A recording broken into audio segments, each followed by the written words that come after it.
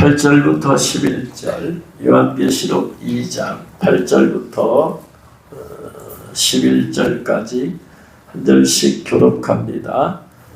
서머나 교회의 사자에게 편지하라. 처음이며 마지막이요 죽었다가 살아나신 이가 이르시되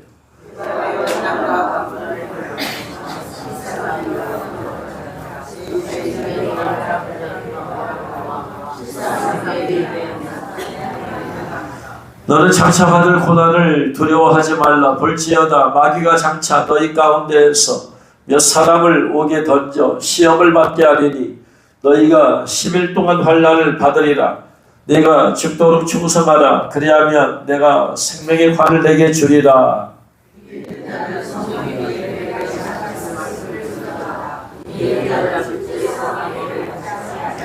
아멘. 다혜가 왔어? 왔어? 다혜를 안전하게 한국에 우리 교우하신 우리 하나님께 먼저 감사와 영광의 박수를 드리고요. 잠깐 일어나 애썼어요. 우리 경례의 박수도 한번.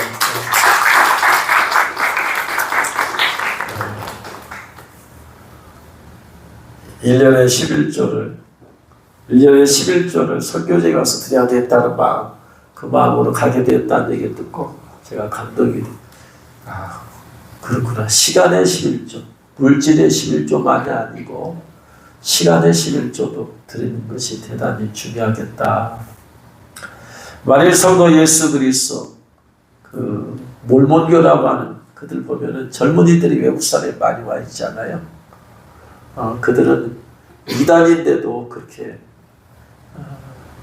그 온 사람들이 다 설교사 앞으로 될 사람들, 무슨 목회자 될 사람들이 아니거든요. 그 단체는 이단임에도 불구하고 인생에 2년 정도를 주님 앞에 드려라. 꼭 목회 안 해도 괜찮다. 하나님께 2년을 드려라. 그래서 그들이 평신내인데도 불구하고 2년 정도를 해외에 나가서 선교하고 본국에 돌아가서 그리고 나서 이렇게 또 자기 이제 각자의 삶을 산다고 그래요. 이단인데도 그런 아름다운 헌신의 모습이 있는데 예수님을 믿는 진짜 구주를 예수님을 믿는 성도들은 얼마나 더 헌신을 해야 되겠어요.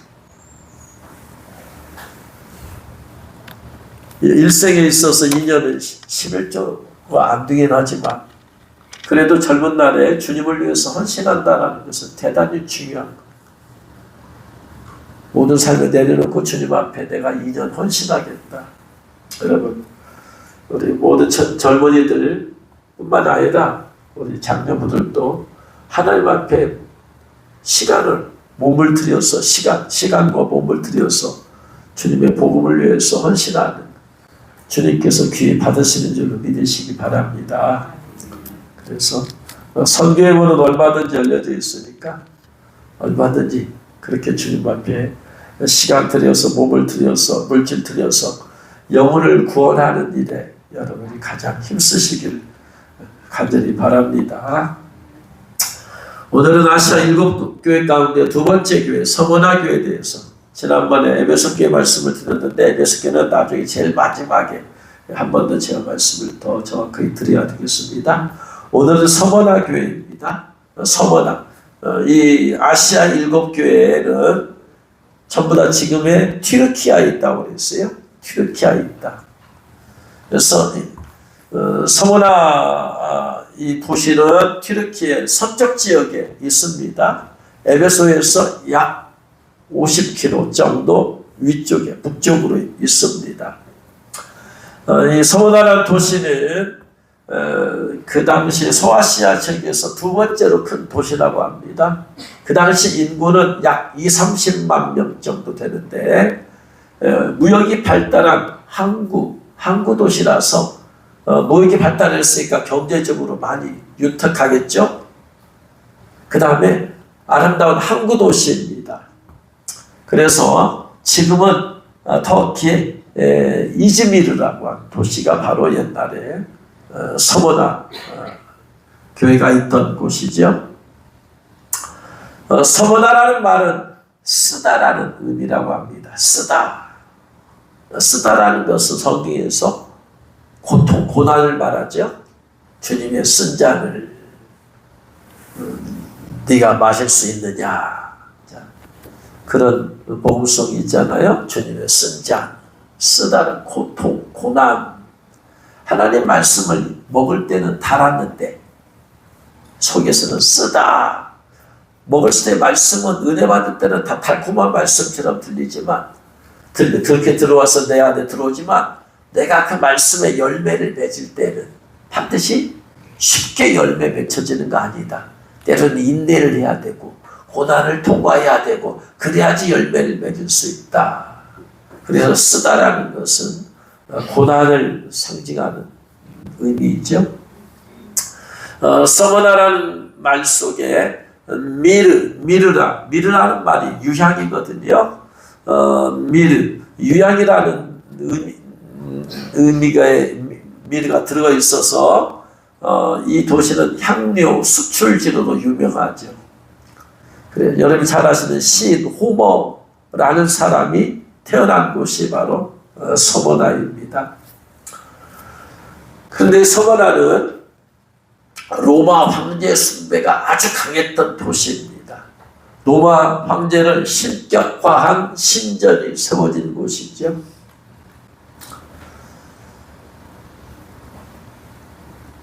그런데 폴리갑이라는 분의 생애에 의한 책을 보면 이곳에서 사도 바울이 와서 전도했다고 합니다. 그런데 사도 바울이 그 당시 로마 황제 숭배 사상에 가면 로마 황제가 주님이죠. 주. 그래서 그 도시에 사는 사람들 전부 다 주 하면은 로마 황제인데 예수님 믿는 사람들이 주는 아니다. 오직 예수 그리스도시다. 그러니까 서머나 교회 사는 성도들은 절대로 황제 숭배를 거절했죠. 온 도시가 황제 숭배에 가득 찬 곳인데 그곳에 있는 교회는 황제 숭배를 거절했습니다. 그러니까 로마로부터 심한 박해를 받을 수밖에 없었죠.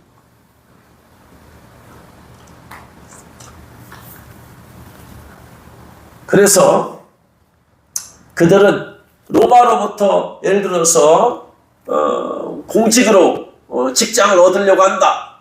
그러려면 로마 황제가 주라고 해야 되는데 그들은 주를 인정하지 않게 되겠죠.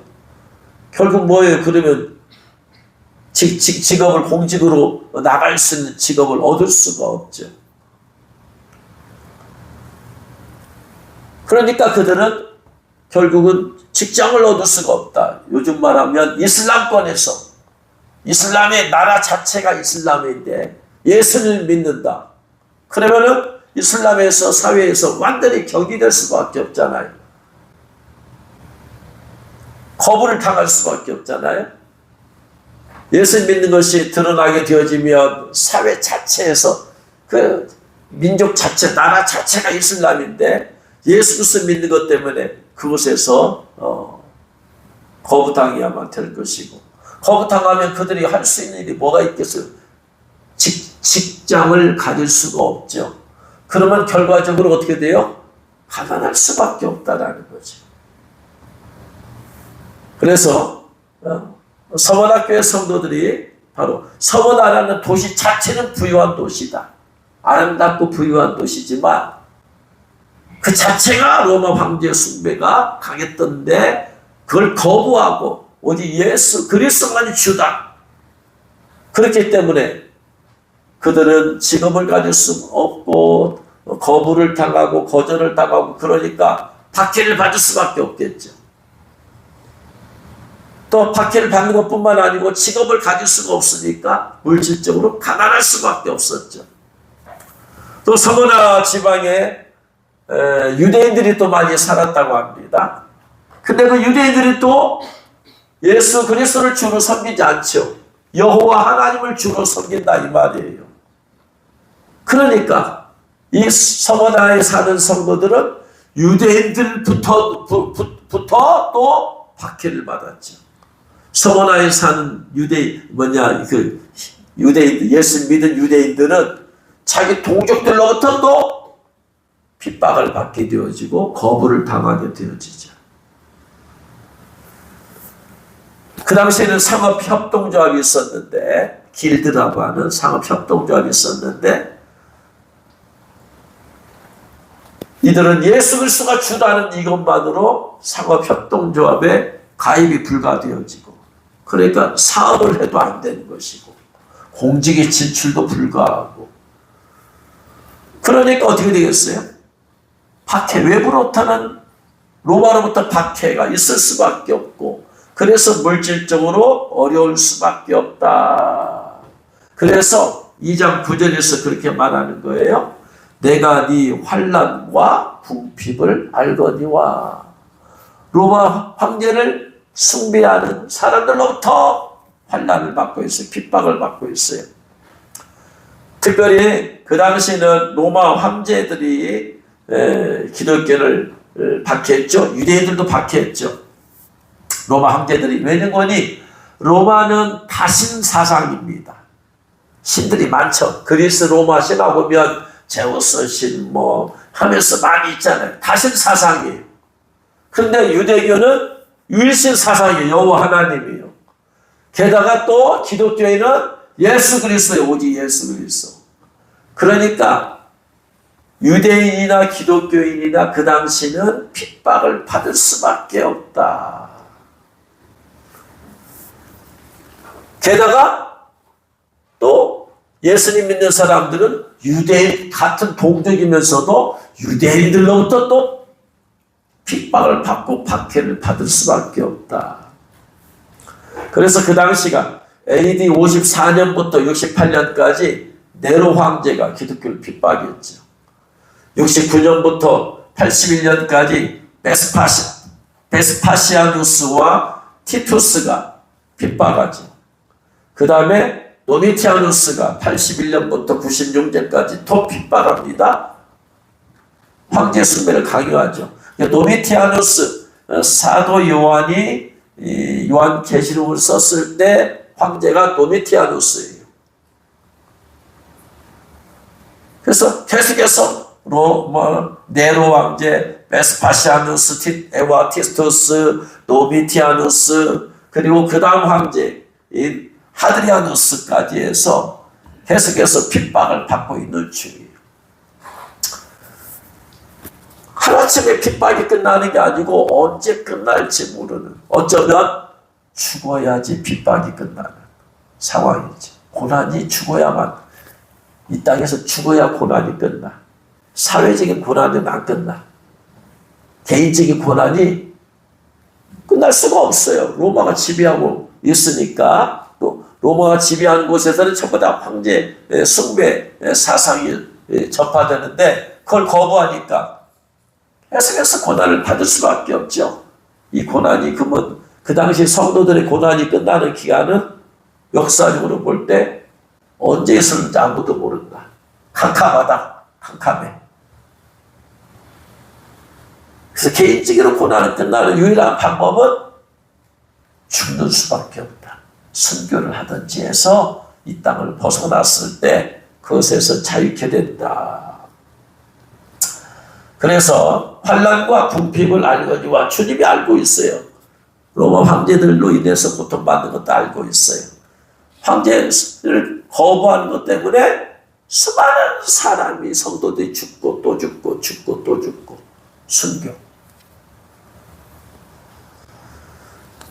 그러면서 그들은 돈을 벌 수 있는 길이 막혔으니까 궁핍할 수밖에 없고, 궁핍한 데다가 교회 안에 궁핍한 사람이 가득 차니까 누가 좀 돈이 있다 헌금했다 할지라도 교회 성도들에게 또 나눠줘야 되고, 그러니까 교회가 가난할 수밖에 없다. 물질적으로 가난함, 사회적으로 사회적인 지위가 있는 사람들은 있을 수가 없죠. 그곳에 사회적인 지위를 유지하려면은 황제 숭배 사상을 가져야 되는데 그걸 거부하는 순간 사회적 지위는 누릴 수가 없게 되어지죠. 그러니까 사회적으로는 아주 낮은 계층들, 이름 있는 권세 있는 사람이 없고 물질적으로는 궁핍한 그런 가난한, 어떻게 보면 세상적으로 볼 때는 볼품이 없죠. 무슨 힘이 있습니까? 이런 교회가 무슨 뻣뻣한 건물 지었겠어요? 그렇지 못하죠. 교회 나온 사람들이 뻣뻣한 사회적 지위와 힘 있는 사람이 있겠어요? 없죠. 그럼에도 불구하고 그들은 예수 그리스도를 구주로 믿는 믿음을, 예수 그리스도만이 주님이시다, 황제는 주가 아니다, 예수 그리스도만이 주다라는 이 믿음을 버리지 않아요. 그런 것을 보시고 예수님께서 내가 네 환난과 궁핍을 알거니와 실상은 네가 부유한 자다. 실상은 부유한 자다. 믿음에 부유한 자다. 이들이 믿음에 부유한 자라고 해서 무슨 큰 능력이 있는 것도 아니에요. 이들 가운데 헌금을 많이 할 수 있는 사람 없죠. 다만 이들이 갖는 믿음은 목에 칼이 들어와도 주는 그리스도시요, 주님만이 그리스도시요 살아계신 하나님 아들입니다, 예수 그리스도만이 주이십니다라는 이 신앙, 이걸 버리지 않는 거예요. 근데 주님은 실상은 네가 부유한 자다. 세상적으로 돈 없고 가난하고 궁핍하고 그런다 할지라도 네가 부유한 자다. 사람들이 보는 관점과 사람들이 사람을 보는 관점과 주님께서 사람을 보는 관점이 다르다는 걸 알 수 있어요. 우리의 신앙은 주님을 기쁘시게 하는 것이, 사람을 기쁘시게 하려 하는 게 아니야. 사람들 앞에 인정받으려고 하는 것도 아니야. 주님을 기쁘시게 하는 것이다. 가장 중요한 것은 주님에 대한 확실한 믿음이에요. 믿음. 그 믿음이 견고하고 흔들리지 말아야 된다. 할렐루야. 그런 사람을 주님은 네가 부유한 자다. 주님은 돈이 있는 자를 부유한 자로 말하지 않아요. 직장이 좋은 직장이 있기 때문에 월급이 꼬박꼬박 잘 나오기 때문에 부유한 자로 말하지 않아요. 네가 환난 가운데 있을 때, 네가 궁핍한 가운데 있을 때 네가 어떤 믿음으로 네가 살고 있느냐. 환난 가운데 있는 그 모습을 통해서 주님은 진짜 믿음을 체크하시는 거예요. 고난이 있을 때 어떤 모습으로, 궁핍한 가운데 어떤 모습으로 주님께 예물을 드리느냐.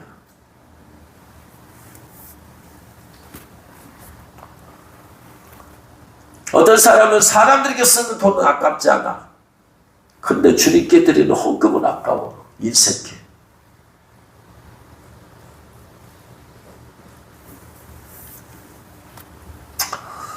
어떤 사람을 봤어요. 성도들을 사주고 밥을 사주고 이렇게 하려고 한 데는 몇만 원 아깝지 않아. 근데 헌금을 하는 거 봤더니 달랑 1,000원짜리 헌금을 한다.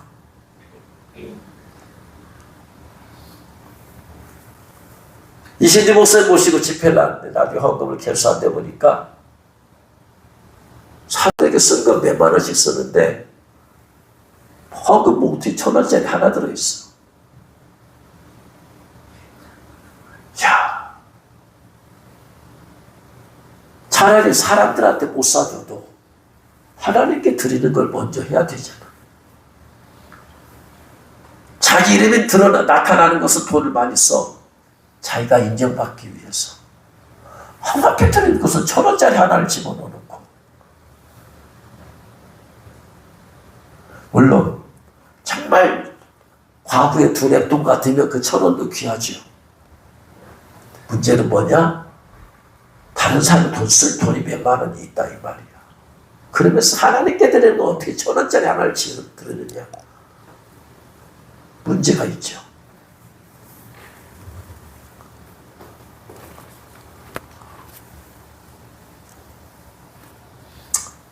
주님에 대한 믿음의 확신, 내가 그리스도에 대해서 그냥 흐물흐물한 상태로 되지 말고 늘 내 자신의 주님의 위치, 차지하는 위치가 첫 번째 예수 그리스도다. 그분 앞에 내가 헌신하고 그분 앞에 기쁘시게 하려는 신앙. 이 신앙이 중요한 것이죠. 아무튼 고난 가운데 지금 우리 여러분 가운데도 말씀을 듣는 성도들 가운데 고난 가운데 있는 성도가 있을 수 있어요. 물질적으로 궁핍한 가운데 있을 수 있는 성도도 있어요. 그런데 주님께서 보실 때는 믿음에 부유한 자다.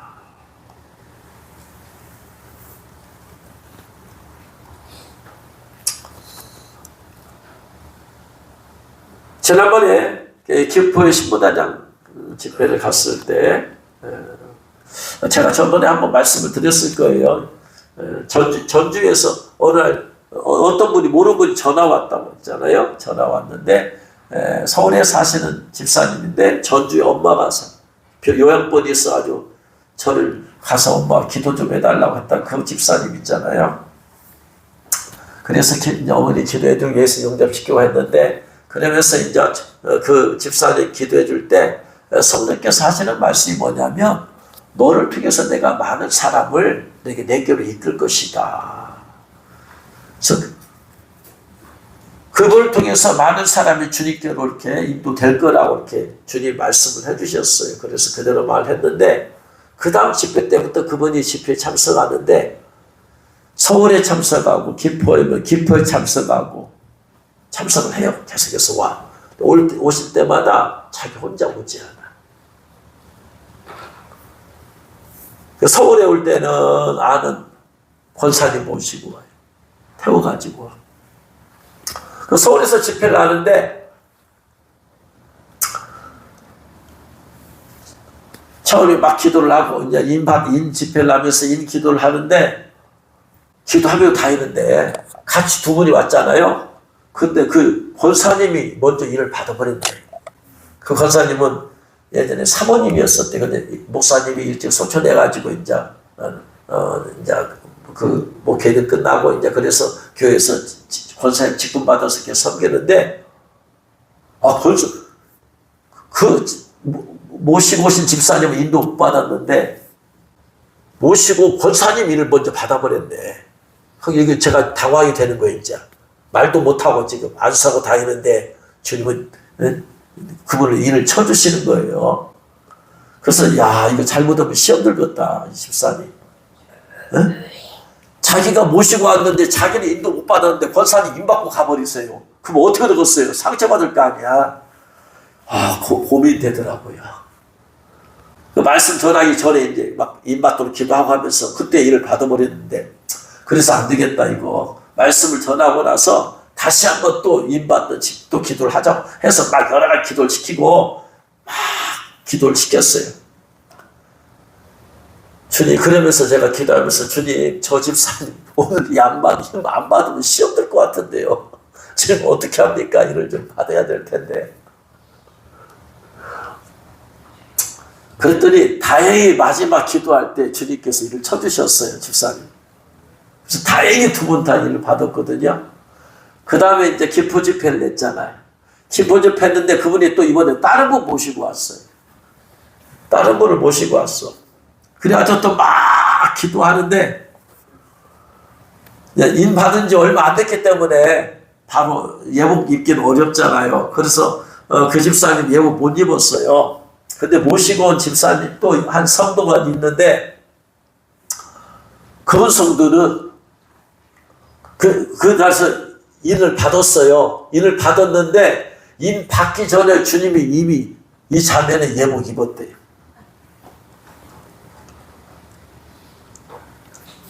그래가지고 이제 집회 일찍 끝나서 한 사람씩 기도 받고 가라고 하면서 이제 두 분이 같이 들어왔었는데 얘기를 하면서 집사님은 아직 다음번 집회 때 기도 많이 하셔서 다음번 집회 때 주님이 이미 너는 나의 신부가 될 것이라 했으니까 다음에 예복 입으면 되는데 이분은 자기가 이제 모르고 예복 입은지도 모르는데 아무튼 그 같이 온 분한테 이미 주님은 오늘 집회 오기 전에 이미 예복을 입었대요.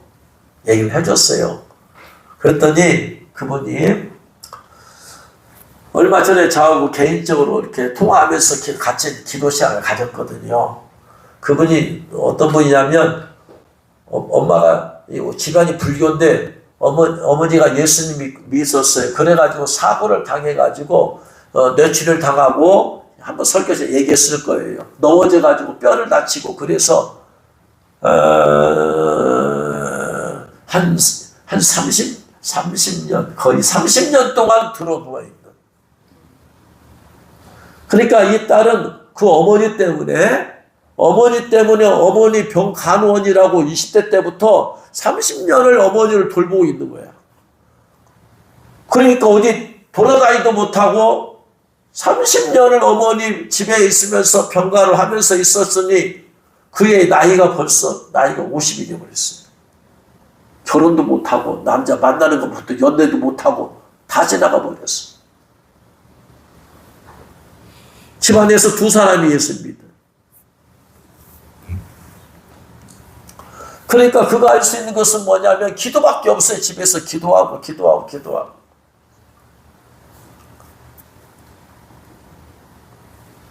그래서 누가 얘기를 해줘서 이제 그분하고 이제 연결이 되었는데, 좀 전에 말씀드린 그 집사님이 다른 분 연결해 줬는데, 그분이 또 성도를 연결시켜 준 거예요. 그래서 전화하면서 같이 한번 기도를 이렇게 했는데, 그분이 하는 말이, 얼마 전에 목사님과 같이 기도할 때 환상이 보였었는데, 자기가 흰 드레스를 입고 있는데 자기 앞에 어떤 남자분이 자기하고 손을 잡고 있더래. 그건 예수님이죠. 얼마 전에 기도할 때 그 환상을 주님이 보여주셨대. 그러면서 그게 예복이냐고. 맞다고, 그게 예복이라고. 그러니까 이 집사님은, 이분은 예복을 입은 상태에서 이제 와가지고 인을 받은 것이고, 이 집사님은 예복을 입지도 못했는데, 이분은 먼저 예복을 입었고, 또. 다행히, 근데 이 집사님이, 어떤 시기하거나 서운해하지 않냐고, 그 자매의 결혼도 못하고 30년 동안 어머니를 돌봐온 그 자매 믿음이 좋다고, 응? 믿음이. 얘기하면 뭐 아니까 이제 그 믿음이 좋다고, 주님을 향한 믿음이 순수하고 좋다고. 그래서 그렇게 해서 주님이, 근데 그 자매가 뭐냐? 그 자매가 하는 일이 없어요. 뭐가 있겠어요? 30년 동안 한 게 뭐가 있겠어요? 어머니 때문에 자기 30년 인생 날라갔잖아. 이제 결혼도 끝난 거잖아. 그래서 불교 믿는 집안에서 예수님 믿는 것 때문에, 그 다음에 어머니가 그렇게 되어지고 어디에서 이제 방송을 통해서 유튜브를 통해서 이제 막 누가 설교하는 거 여기저기 듣고 여기저기 듣고 하다가 선포하고 명령하는 그러한 영적 전투하는 기도를 배워가지고 그냥 그걸 해버리는 순간에 어둠에 의해서 가문에 의해서 막 하는 순간에 영으로 공격을 당해가지고 그 자매가 오랫동안 영적 눌림이 있었어. 그러니까, 좀 오랫동안 지금 어려움 가운데, 고난 가운데, 가정적으로 환난 가운데 있죠. 그거 뭐 직장을 다녔어요? 뭐 했어요? 돈이 어디 있겠어요? 그냥 집에서만 있었지. 그러니까 물질적으로 궁핍하죠. 그러나 주님은 그 자매를 향해서 너는 나의 신부다라고.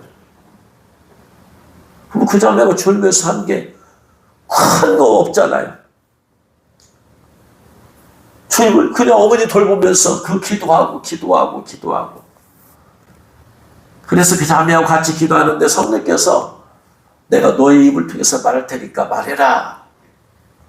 그래서 예언의 영으로 기름 부으신 말씀하여서 자매는 지금부터 방언하고 한국말 나온 대로 하시라고. 성령께서 말씀하신 나오니까 하시라고. 그러니까 성령께서 방언하게 하시고 그 입을 통해서 자매를 통해서 말하는 거예요. 특별히 그래서 그 자매한테 너는 나라와 민족을 위해서 기도를 많이 해라.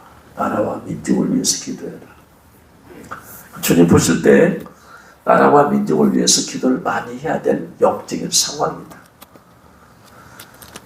우리는 눈에 보이는 것만 보아서 영적으로 무슨 일이 벌어지는지 모르니까 그런 걸 위급성은 잘 모르겠지만 아마 지금 영계에서는 지금 굉장히 대단히 중요한 시기일 거예요.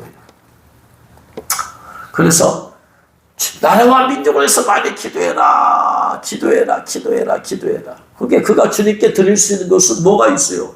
많은 돈을 드리는 것도 아니고, 많은 시간을 드릴 수 있는 봉사활동, 몸을 드릴 수 있는 것도 아니고, 늘 어머니를 케어해야 되니까 그가 할 수 있는 것은 기도다. 기도. 그래서 겉으로 보기에는 이렇게 일반 사람들처럼 활동하고 멋있고 그런 건 없지만, 주님께서 보실 때는 아주 중요하게 보시더라. 신앙이라는 건 그렇습니다. 주님을 기쁘시게 하도록 사람들이 몰라줘도 괜찮아요. 주님이 나를 인정해 주시면 된다. 할렐루야. 사람에게 인정받으려고 발버둥 칠 거 없다. 주님에게 인정받으려고 신실한 마음으로 주님을 섬겨야 될 줄로 믿습니다. 그 다음에 서문학교에는 자칭 유대인이라 하는 자들의 비방을 알거니와 실상은 유대인이 아니요 사탄의 회당이다 그랬잖아요. 좀 전에 말씀드렸다시피 서머나 지역에 유대인들도 살고 있다 이 말이에요. 근데 그들은 뭘 믿는다? 유대교를 믿어요. 유대교를.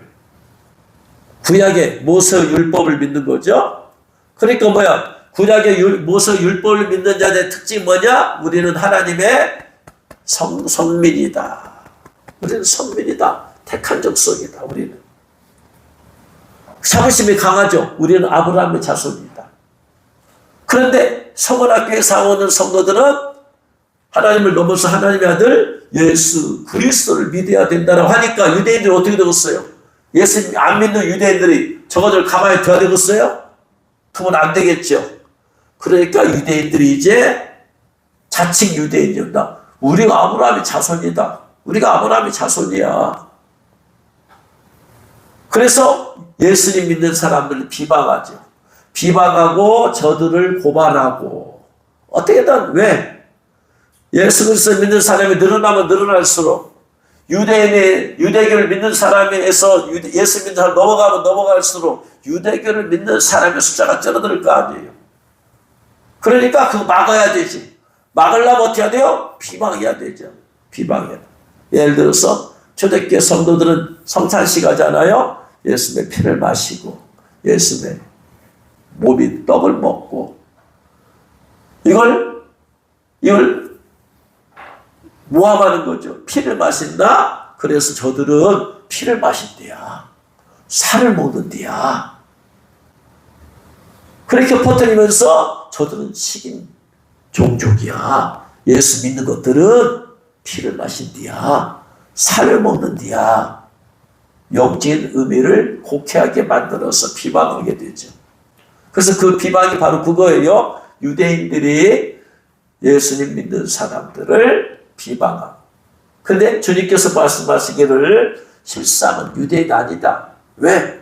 구약시대는 그게 유대인이었지만 세례 요한이 뭐라고 써요? 너희가 속으로 아브라함의 자손이라고 말하지 말아라. 이면적의 유대인이 아니요. 속사람이 유대인이어야 된다. 예수 그리스도 믿어야 된다. 하나님이 볼 때는 그는 유대인이 아니고 사탄의 회당이다. 왜? 유대교 지금 예수 그리스도가 오셨으니까 유대교를 믿는 사람이 전부 다 예수 그리스도로 옮겨져야 되는데 안 옮기고 예수 그리스도를 믿는 사람 핍박하잖아요. 사복음서에서 예수님 당에도 그러잖아요. 예수께서 오셨어도 누가 예수를 핍박해요? 바리새인들, 사두개인들, 서기관들, 율법사들. 자, 유대교인들 아니야. 유대교 사람들이 비방하죠. 핍박하죠. 그들 배후에서 누가? 사탄의 역사에서. 그래서 예수님 믿는다고 하지만 마귀에 잡혀서 마귀 짓거리를 하는 사람들이 있다. 오늘날도 마찬가지입니다. 자칭 유대인이었나 자칭 크리스찬이요. 자칭 크리스찬. 그러나 그 크리스찬이 다른 신실한 크리스찬, 육적인 갈라디아서 말로 가면 육적인 크리스찬이 영적인 크리스찬을 비방하고 핍박한다. 오늘날도 마찬가지입니다. 육적인 크리스찬이 영적인 영의 세계를 깊이 들어간 사람을 이해하지 아니하고 인정해 주지 않냐고 2단이다, 3단이다, 4단이다, 비방하고 비방하고 비방하고. 주님 볼 때는 그들은 진짜 크리스찬 아니죠. 사탄의 회당이지. 그래서 그들은 안팎으로 서머나 교회는 로마에게 핍박받고 유대인들에게 또 핍박받고 비방받고 그러한 것이죠. 그럼에도 불구하고 그들은 예수가 그리스도십니다. 예수가 메시아입니다. 이것을 버리지 않습니다.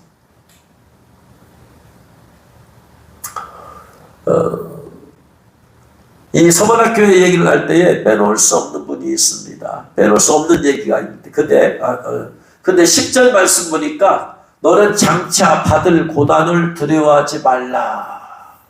지금도 고난이에요. 지금도 고난. 지금도 박해 가운데 있어요. 그런데 이게 빨리 끝나면 얼마나 좋겠어요. 고난과 박해 가운데 있는 사람의 소원은 빨리 끝나면 좋겠다. 빨리 끝나면. 그런데 예언적인 말씀이 뭐예요? 장차 받을 고난을 두려워하지 말라. 고난이 곧 끝난다. 안 끝난다. 안 끝난다. 이 말이에요. 마귀가 장차 너희 가운데서 몇 사람을 감옥에 던져서 시험받게 한다. 마귀가 앞으로 너희들 가운데서 몇몇 사람을 감옥에까지 보낼 거야. 너희가 10일 동안 환난을 받을 것이다.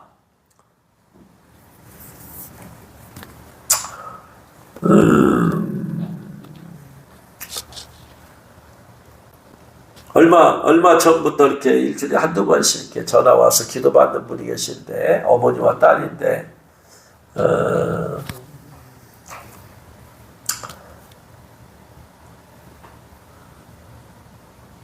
딸이 결혼했는데, 남편이 딸로 말하면 시어머니죠. 남편이 신어머니하고 완전히 솔타이가 되어 있어요. 솔타이가. 결혼을 대해서 하나님 말씀할 때 남자에게 뭘 떠나라고 그랬어요? 부모를 떠나라고 했잖아요. 그래서 부모를 떠나서 아내와 한 몸이 되라고 했잖아요. 그런데 이 남자가 부모를 떠나긴 떠났어요. 떠나긴 떠났는데 몸만 떠났지 영적으로는 안 떠났어. 이스라엘 백성들과 똑같아.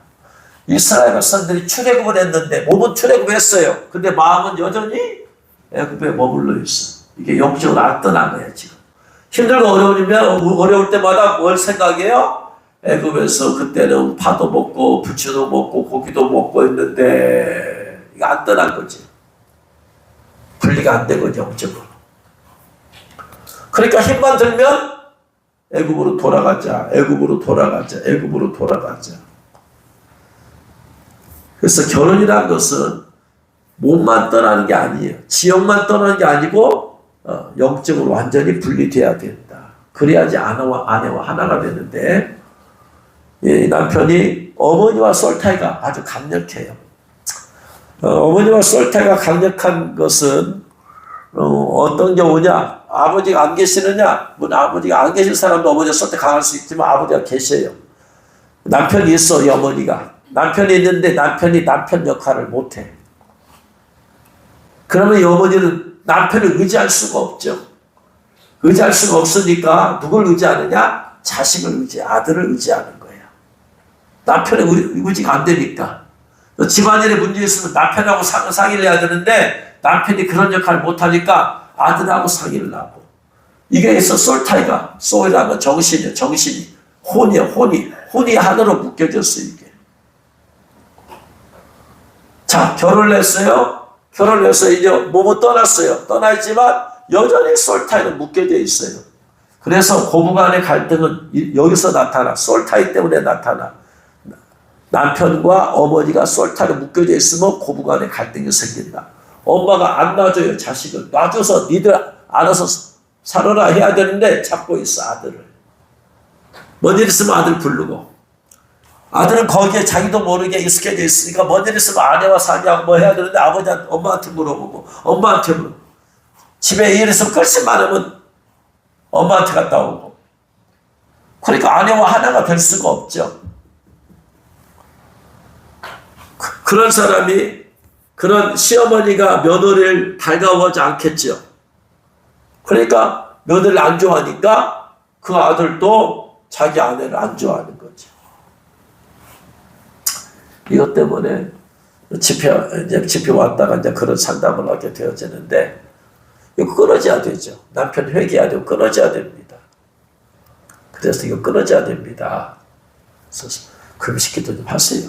보통 기도는 안 됩니다. 금식기도 하세요. 그래서 그 딸이 3일간 금식기도를 냈어요. 그 다음에 또 엄마가 또 3일간 금식기도를 냈어요. 금식기도라는 것은 생명을 걸고 하는 것인데, 그 딸이 난생 처음으로 3일 금식기도를 냈어. 얼마나 힘들겠어요. 얼마나 어려웠겠어요. 그래도 했어요. 왜냐하면 가정의 문제를 해결하기 위해서. 남편은 엄마 말 듣고 이혼을 하려고 한다. 이 딸의 어머니도 이혼하고 싶어요. 시켜버리고 싶어. 저 사위 마음에 안 들어. 그러나 주님은 안 된다. 주님은 안 된다고 하니까 뭐 어쩔 수 없잖아요. 한 번 상담해도 안 됩니다. 주님이 안 된다고 합니다. 이혼하고 아들 하나 있는데 아들 데리고 미국으로 가고 싶대요. 떠나주고 살고 싶대요. 안 됩니다. 그건 인간의 싸움과 방법입니다. 하나님 뜻대로 해야 됩니다. 그래서 금식을 하고 끝나고 나서 또 계속해서 기도하고 하면서 기도를 해주는데, 엄마 3일 금식했죠. 딸 3일 금식했죠. 그러면서 계속해서 금식하고 기도하고 하는데, 그렇게 해서 빨리 이 문제가 해결되면 좋겠지만 이런 문제가 빨리 해결 안 됩니다. 이거 솔타임 빨리 안 끊어지거든요. 이게 몇십 년 동안 된 것이 하루아침에 안 돼. 몇십 년 동안 암에 걸렸는데 하루아침에 이게 암이 치료가 되었어요? 시간이 필요한 것이지. 그래서 일주일에 한두 번씩 전화 와서 이제 그 방언해 보시라고 하고 이제 통역하면서 말씀을 해주는데, 빨리 끝나면 좋겠지만 주님은 빨리 안 끝난다고 말씀하세요. 앞으로도 고난 당해야 된다. 그러니까 이 딸이 깜짝 놀라가지고, 목사님 또 고난이 있어요?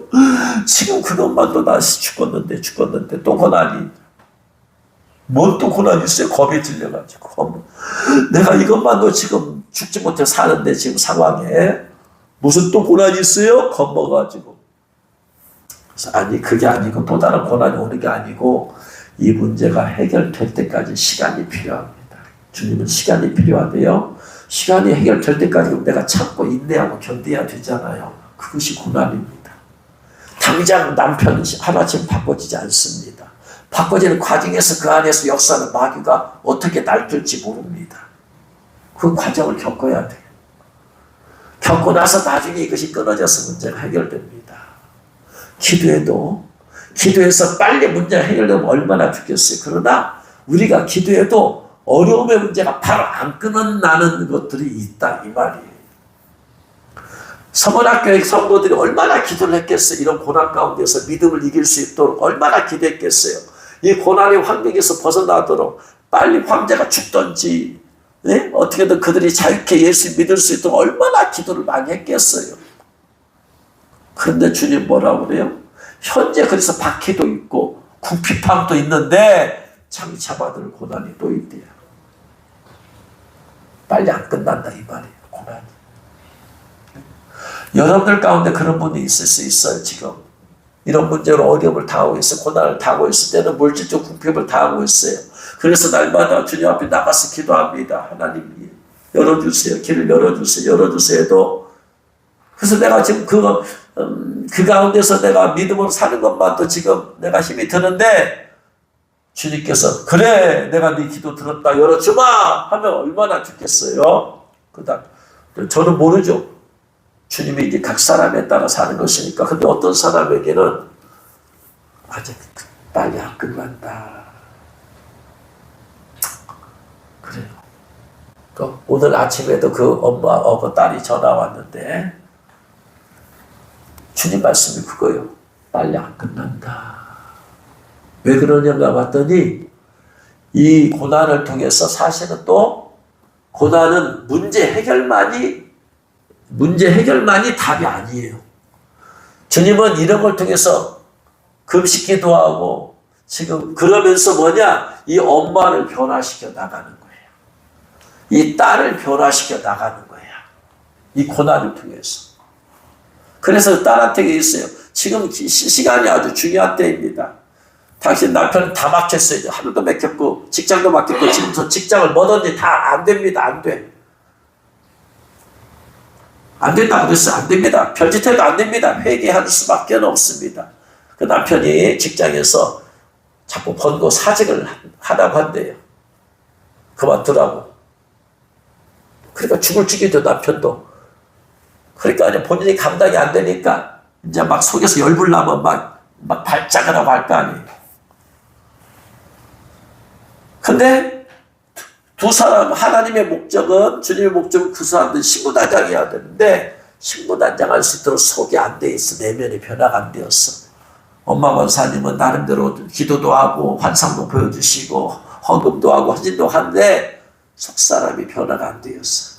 속에서 분노의 불이 있어. 상처를 많이 받았어. 주님은 이거 다 뽑아내야 된다. 그러니까, 빨리 고난이 안 끝나는 이유는 주님만이 알 수 있어요. 뭐 때문에 그랬습니까? 우리는 그때그때 이유를 조금씩 엿볼 뿐이지. 주님은 빨리 남편 회개시켜서 아내와 하나 되고 그런 단순하면 그렇게 들어갔지만 하나님은 두 사람감을 아직도 변화시키고 하신다. 기도하라. 3시간이요, 4시간이요, 이런 때는 5시간이요, 8시간이요, 7시간이요. 할 일 없으면 하루 종일하게 기도하세요. 그렇게 해서 하나님은 지금 주님이 권사님 변화시키려고 하는 과정입니다.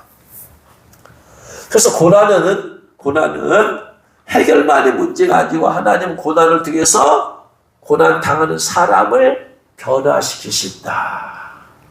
변화시키다 가신다. 그 고난이 벗어나야 되는데 벗어날 수 없으니까 그 고난 가운데 할 수 있는 것은 뭐냐? 벗어나려고 하면 할수록 나는 더 안 되는 거야. 문제 해결 안 돼. 차라리 고난을 받아들여서 이 고난이 누구를 위한 것이다. 나를 변화시키기 위한 것이다. 내 안에 있는 아직도 변화되지 않은 것들, 내 안에 아직도 버려지지 않은 것들, 꺾어지지 않은 것들, 자아들, 자존심들 다 꺾어버리기 위해서 하나님은 일석이조, 일석삼조 그런 걸 다 보시고 하시다. 그래서 혹시 여러분들 가운데서 기도하고 기도해도 빨리 고난이 안 벗어질 것 같으나 낙심하면 안 돼. 그러면 이런 사회에서 어떻게 해야 되겠어요? 계속 기도하고 나가야 돼. 기도 못하면 포기해요. 기도 안 하면 포기하고 싶어. 인간의 힘으로는 안 돼. 그래서 제가 그 두 분한테 지금 이 상황에서 이길 수 있는 방법은 기도 안 함으로 인내하는 방법밖에 없습니다. 왜? 하나님이 풀어주셔야 돼요. 하나님이 시간이 되어서 풀어주셔야 되지. 그때까지 우리가 인내하면서 철저히 회개하면서 기도하는 수밖에 없다. 내가 문제가 해결되는데 내가 회개하고 내가 하나님의 사람 바꿔주면 문제는 해결된다. 내가 변화되면 문제는 해결된다. 내가 회개하면 문제는 해결된다. 내가 성화되면 문제는 해결된다. 할렐루야. 모든 문제 해답에는 누가 있다? 내가 있다. 내가 변화되면 문제는 해결된다. 근데 나는 변화 안 되고 문제만 해결되려면 절대로 안 된다. 대부분의 사람들이 문제만 하려고 해요. 아니다. 하나님은 문제 해결하는 과정을 통해서 나를 변화시키고 나를 깨지게 만들고 더 다듬고 더 성화시키고 더 신부의 성품 만들어 가려고 하는 것이다. 할렐루야. 깨달으실 바랍니다. 그래서 장차 받을 고난을 지금도 고난인데 두려워하지 말래. 이들은 지금 두려워하고 있다는 얘기야. 주님 하나님 이 황제의 지금 박해가 언제 끝납니까? 언제 우리가 마음 편하게 예수 믿을 수 있습니까? 그럴 거 아니에요? 언제 유대인들이 비방 안 받고 예수님을 떳떳하게 믿을 수 있을까요? 이들이 살고 있는 지금 이때 당시에는 안 될 거예요. 이때. 왜? 앞으로도 몇십 년간 더 기독교가 박해가 있을 텐데. 그럼 뭐예요? 금방 안 끝나. 그럼 뭐예요? 10일 동안 환난을 받고 뭐 해야 돼요? 네가 죽도록 충성해라. 이들을 자유케 하는 방법은 유일하게 하나밖에 없다. 죽음이다. 죽음. 그래서 이들이 이 땅에서 예수 믿는 동안에, 서머나교인들이 이 땅에서 예수 믿는 동안에 마음 편히 예수 믿는 날은 안 온다. 그러니까 이게 하나님의 계획이고 시간표라면 받아들여서 참고 인내하고 견디는 것밖에 없다. 너희 가운데 몇 사람은 옥에 던질 것이다. 감옥에 던지고, 감옥에 갔다가 그 다음에 어디로 가겠어요? 순교당하겠죠. 화형당하겠죠. 너희가 10일 동안 환난을 받으리라. 10일 동안 환난 받는단 말이 무슨 말이냐면 이렇게 생각해보세요. 너희가 40일 동안 환난 받으리라 하는 것과 10일 동안 환난을 받으리라. 여기서 10이라는 것은 열흘이라는 의미도 있지만 40일 환난 받으리라는 것은 기간이 길다 짧다. 길다. 40일 기도는 길어요. 기간이. 10일 기도는 상대적으로 짧다. 그래서 앞으로 10일 동안 환난 있다. 40일은 아니다. 10일 동안 환난 있는데 죽도록 충성해라. 죽도록 그 믿음 변치 말아라. 그 믿음 꽉 붙잡고 가라. 그리하면 생명의 멸관을 줄 것이다. 그렇습니다. 그래서 어떤 성도들을 기도해주다 보면 성령께서 지금 고난과 어려움 가운데 있는 걸 알고 있는데 성령께서 내가 너를 자유케 할 것이다. 이제 때가 되었다. 이제 고난 풀어줄 것이다 하면 얼마나 좋겠어요. 근데 성령께서는 더 가야 된다 하면은 말해야 되는 저도 마음이 무겁고 받아들일 사람 얼마나 무겁겠어요. 그러나 모든 것이 선하신 하나님께서, 사랑의 하나님께서 모든 것을 행하시는 것이 사랑이고 선이시다. 할렐루야. 합력하여 선을 이루심을 믿으시기 바랍니다. 우리 힘으로는 견딜 수 없지만 그것조차도 주님의 뜻 안에 있다. 할렐루야. 그걸 믿어야 돼요. 선하신 하나님의 손길을 믿으시길 주의 이름으로 축원합니다. 그랬을 때 주님의 뜻이, 계획이 되어지면, 이루어지면 그때 멈추게 될 것입니다. 그래서 이 서머나에 유명한 순교자가 있습니다. 폴리갑이라고 하는 분입니다. 폴리갑은 86세에 순교를 당한 분이에요. 원래 일설에 의하면 안디옥 출신이래요. 그런데 서머나에 사는 어떤 과부가 안디옥에서 폴리갑을 노예로 삼았대요. 그런데 이 폴리갑이 너무나 똑똑하더래요. 그래서 그녀가 죽게 될 때쯤에서 폴리갑을 자유를 줬대요. 그 폴리갑이 사도 요한계시록 사도 요한과 만납니다. 사도 요한이 제자가 되어져요. 사도 요한이 에베소 지방에서 감독했잖아요. 사도 요한이 죽습니다. 죽으면서 자기의 후임자로 폴리갑을 지정했대요. 그래서 폴리갑이 서머나 교회의 감독이 되었어요.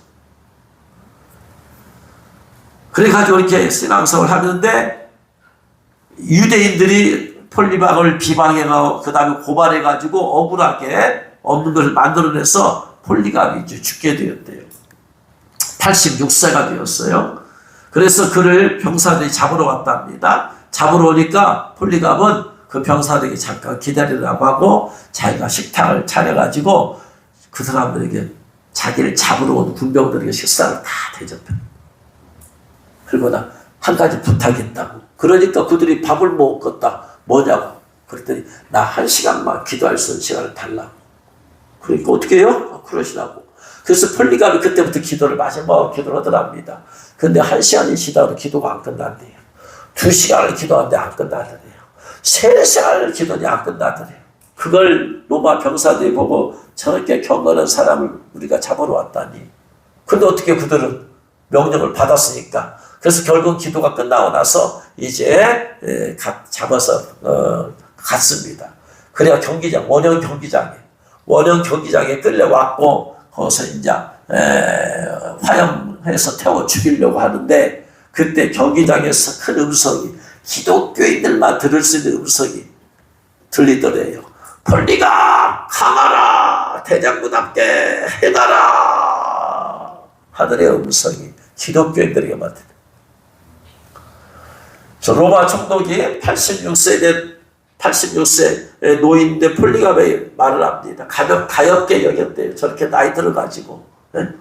그래서 노인장, 로마의 황제 가이사를 주님이라고 부르면 내가 살려주겠다. 여기서 로마 황제가 주라고 하면 내가 살려주겠다.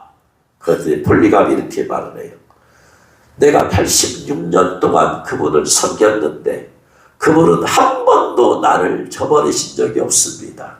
그런데 어떻게 내가 나를 구원해 주신 나의 왕 그분을 못 오갈 수 있습니까? 너 황제를 주라고 안 하면 너 메루소의 밥이 되게 하겠다. 불로 태울 것이다. 그래도 당신 원하는 대로 하십시오. 나는 주님 나라로 가겠습니다.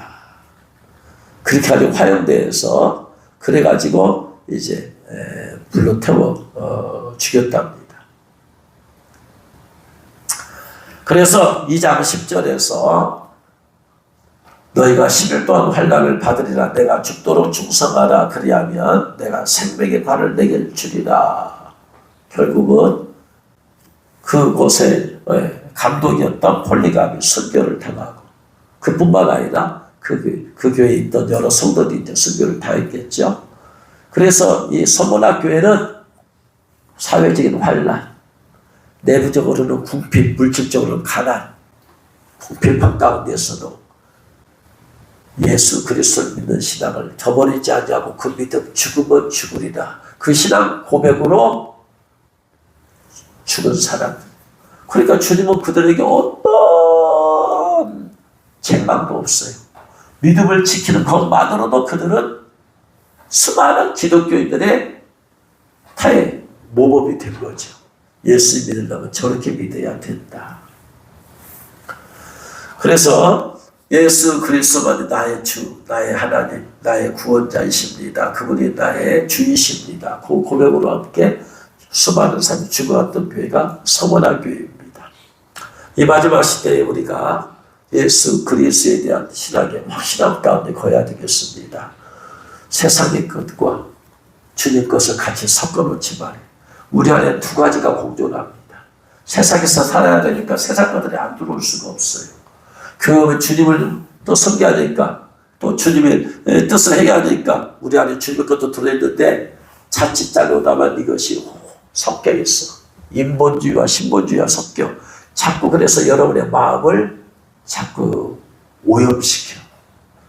뜨거운 믿음이 주님을 향해서 나갈 때 뜨거운 믿음을 가졌다 세상에 가면 오염된 것이 들어와서 그 불을 꺼게 만들어.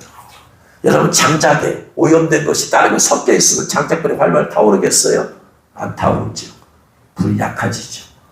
그래서 교회에서 성령의 불을 받았다가도 세상에 가면 세상에 죄악의 불들이 있잖아. 탐심의 불이 있잖아. 음욕의 불이 있잖아.